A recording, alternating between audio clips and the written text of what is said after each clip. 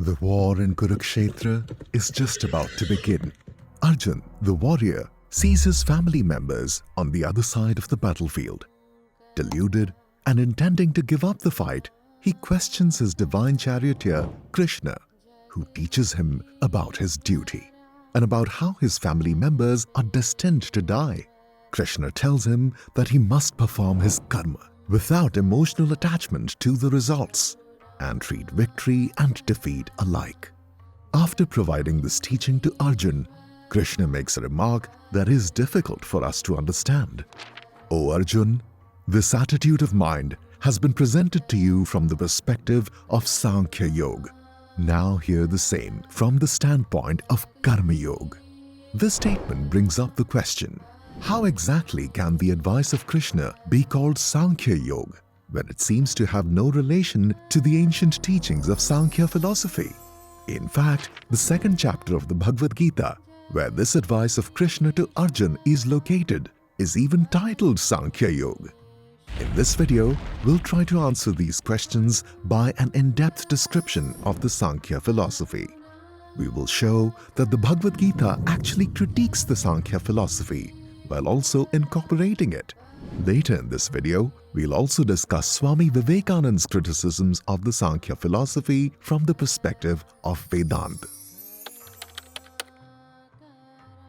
The Sankhya philosophy is one of the 6 orthodox schools of Hindu philosophy.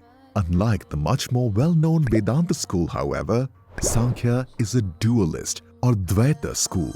This means that Sankhya posits that there are 2 and not 1 basic entities in the universe. These are Purusha and Prakriti. Purusha is the innermost conscious self, which can be seen as synonymous to the notion of the soul, or Atman in Vedanta. The other basic entity is Prakriti, the material world of nature within which Purusha is embedded. The goal of the Sankhya tradition is to liberate Purusha from Prakriti. This involves the realization that our true nature is the Purusha and not the Prakriti that we see in the world. An important point to note here is that even our mind or Chitta is a part of Prakriti and not Purusha, whose nature is objectless awareness itself. Later in this video, we will discuss how this position creates philosophical problems for the Sankhya tradition, which are resolved by the Vedanta tradition. The Yoga Sutras of Patanjali, the foundational text of the Yoga school of Hindu philosophy, is in fact based heavily on the Sankhya terminology we have just discussed. It has even been shown that Sankhya and Yoga were not considered different schools of philosophy until the writings of Adi Shankara in the 8th century, much after the time of the Bhagavad Gita. So, if the 2 schools are based on the same metaphysical dualism between Purusha and Prakriti, and both are based on the goal of liberating Purusha from Prakriti, what exactly is the difference between them? It has been argued that both the schools only differ in the method of how Purusha is to be liberated from Prakriti. The Sankhya school prefers the path of intellectual reasoning. To realize the difference between Purusha and Prakriti, texts of the Sankhya school, like the Sankhya Karikas of Ishvara Krishna, go about enumerating the different forms that Prakriti takes in the world, in order to realize what Purusha is not. This is why the school is called Sankhya, or enumeration. The only thing remaining then, once the world with all its forms and our own psychological forms, like the intellect and the ego, have been enumerated, is the pure consciousness of Purusha. This is similar to the method of neti-neti that has been used by the rishis of the Upanishads. The Yoga school, however, follows a different method for realizing the distinction between Purusha and Prakriti. This is the method of spiritual practice. Patanjali, in his Yoga Sutras, discusses the Ashtanga Yoga, which we have discussed in our previous videos, with the aim of helping us realize our true nature as the observer Purusha and not the doer Prakriti. Edwin Bryant, in his introduction to the Yoga Sutras of Patanjali, makes an important point about the concept of liberation within the Sankhya and Yoga traditions. He writes, While on occasion we use the language of Purusha being liberated, we do so rhetorically. In fact, Purusha is and has always been eternally free, liberated and autonomous. According to Sankhya, it is the mind, not Purusha, that must become enlightened. From the above passage, we understand that the mind is the entity that is truly liberated within the Sankhya philosophy. The entire process of reaching enlightenment, then, is merely clearing away the delusion of the mind and realizing that the true nature of the Purusha is that it is already liberated. However, this leads to another issue. The Sankhya philosophy says that all of Prakriti, including the mind, is insentient, and only the Purusha is sentient or possessing consciousness. Now, if the mind is insentient, how could it be deluded or even become enlightened? Both of these functions, possessing delusion or enlightenment, can only be possible if consciousness exists behind these functions. Then is the Purusha the one who is to be liberated? This too is rejected by scholars, as Purusha, being of the nature of pure consciousness, is always free and does not require liberation. In fact, this problem of who is liberated only arises because of one fatal defect in the Sankhya philosophy: its strict dualism. If Purusha and Prakriti are two separate entities and never come together to ultimately become one, then how is the realization of the Purusha true liberation?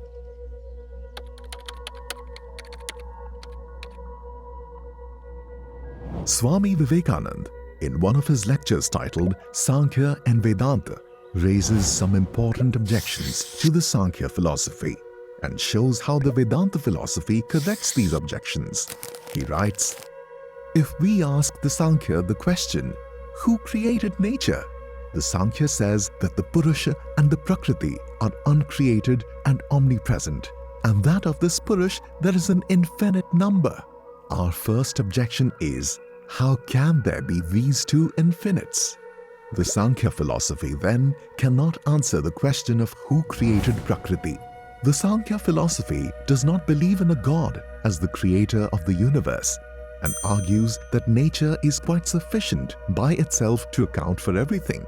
This is one of the instances where we see a great similarity between Sankhya and Buddhism, which uses the same argument to justify its lack of an Ishvara, or the personal God. But Vivekananda argues that Ishvara is necessary to explain the world and its creation. This is his argument for the existence of Ishvara. Just as the series of modifications of Prakriti, beginning with the individual intellect and ending with the individual body, require a Purusha behind as the ruler and governor, so in the cosmos, the universal intellect, the universal mind, all universal fine and gross materials must have a universal ruler and governor. The logic here is simple. If the Sankhya philosophy believes that the world is the coming together of Purusha and Prakriti, and that Prakriti by itself cannot exist without the consciousness of Purusha behind it, then how can the universal Prakriti exist without a universal Purusha? Vivekananda continues, if it be true that behind the series of graded, evolved, individual manifestations, there stands one that is beyond them all, the Purusha who is not composed of matter, the very same logic will apply to the case of universal manifestations. The universal self, which is beyond the universal modifications of Prakriti, is what is called Ishvara, the supreme ruler or God. This is Vivekananda's first critique of the Sankhya philosophy, its lack of an Ishvara or personal God. Now we come to his second critique. He writes, can there be more than one Purusha? The Purusha, we have seen, is omnipresent and infinite. The infinite cannot be two. Why is this the case? Vivekananda's logic is, again, fairly straightforward. Anything that is infinite means that it has, by definition, no limitations. If it has no limitations to it, it must extend to include everything there is. So if the Purusha is infinite, it must also include Prakriti, and vice versa. So there can never be two infinites. The infinite can only be one single entity. This single infinite is the Brahman of the Vedanta philosophy. The Purusha of Sankhya is analogous to the Jivatman, or the individual soul of the Vedanta philosophy. But ultimately, under Advaita Vedanta, one must recognize the identity of the Jivatman with the universal soul Brahman. Vivekanand's second critique of the Sankhya philosophy then is the absence of the idea of Brahman. He writes eloquently, "There is only one self in the universe, only one existence. And that one existence, when it passes through the forms of time, space and causation, is called by different names. Buddhi, fine matter, gross matter, all mental and physical forms. Everything in the universe is that one, appearing in various forms. Therefore, in the Advaita philosophy, the whole universe is all one in the self, which is called Brahman. There is only one Purusha, the Brahman of the Vedanta. God and man analyzed are one in it. The universe is you yourself, the unbroken you. You are throughout the universe."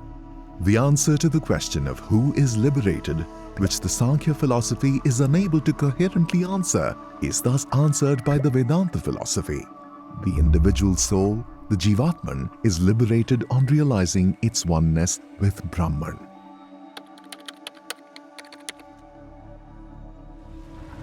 This takes us back to the question with which we began this video. What then is the role of Sankhya in the Bhagavad Gita, which is a Vedantic text? The great mystic Sri Aurobindo, in his book titled Essays on the Gita, has demonstrated that the Bhagavad Gita takes the concept of the Purusha from Sankhya philosophy but then adapts it in a unique Vedantic manner. First, the Gita presents only one Purusha in the whole world. This, as we've just seen, was Vivekanand's primary problem with the Sankhya philosophy. But the Purusha of the Gita is not just the witness of Prakriti, but also the Lord of Prakriti. Sri Aurobindo writes, "The Purusha of the Gita is the Lord of nature. He is Ishwar. He is the supreme cause of the action of Prakriti, and also the supreme cause of its withdrawal from action." In the Sankhya analysis, Purusha and Prakriti, in their dualism, are the cause of the cosmos. But in the Gita, the Purusha by his Prakriti is the cause of the cosmos. Later in the Gita, the concept of the Purushottam, or the Supreme Purusha, is introduced. Sri Aurobindo therefore argues that there are three Purushas discussed by the Gita. Of course, all three ultimately collapse into the one Purushottam. But this is the division. The Akshar, or passive Purusha, the immobile Purusha of the Sankhya philosophy, who is detached and separate from Prakriti and only the witness of Prakriti's actions. The Kshar, or active Purusha. The Kshar Purusha is the becoming of the soul, the Purusha who is in Prakriti and animates it.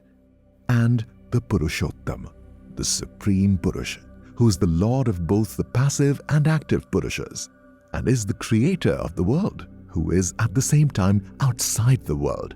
The Purushottam is both static and dynamic, both Brahman and Shakti.